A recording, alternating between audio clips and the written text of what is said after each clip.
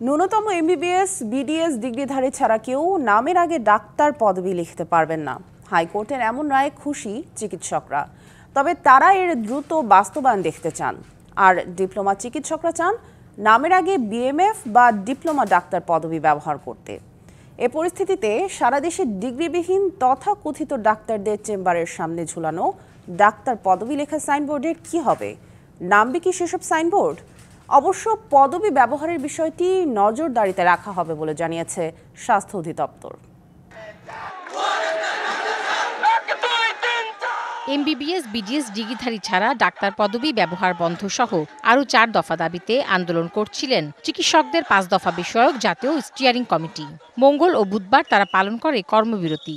এমন প্রেক্ষাপটে বুধবার হাইকোর্টের এমবিবিএস বিডিএস ডিগ্রিধারী ছাড়া কেউ নামের আগে ডাক্তার পদবি লিখতে পারবেন না রায় আসে। শুধুমাত্র এমবিবিএস এবং বিডিএস ডিগ্রিধারী যারা আছেন তারা নামের আগে ডাক্তার পদবি ব্যবহার করতে পারবেন। যমুনা ইলেকট্রনিক্স ঈদে ডাবল খুশি অফার সিজন 3, যে কোনো পণ্য কিনলেই পাচ্ছেন নিশ্চিত ঈদ উপহার। তবে নামের পূর্বে ডাক্তার পদবি ব্যবহার না করলে স্বাস্থ্যসেবা বিঘ্নিত হবে, এমন অভিযোগ বাংলাদেশ ডিপ্লোমা মেডিকেল অ্যাসোসিয়েশনের। আগামী 6 মাসের মধ্যে আমাদের কর্তৃপক্ষকে আমাদের নামের পূর্বে ডিএমএফ ডাক্তার অথবা ডিপ্লোমা ডাক্তার এরকম একটি সম্মানজনক পদবি করে আমাদের স্বাস্থ্যসেবা প্রদানের দ্বার উন্মোচিত করে দেবেন।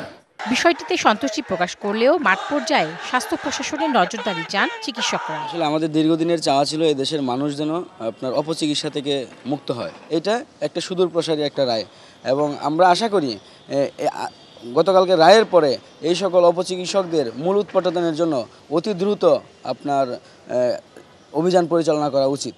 ডাক্তার পদবি ব্যবহারে আগামীতে যারা নিয়মের লঙ্ঘন করবে তাদের বিচারের মুখোমুখি হতে হবে, এমন সতর্কবার্তা দিয়ে রেখেছে স্বাস্থ্য অধিদপ্তর। এই যে আদালতের আদেশ যেটা আছে, এইটার আলোকে সচেতনতা তৈরি করাটাও অত্যন্ত জরুরি একটা ব্যাপার।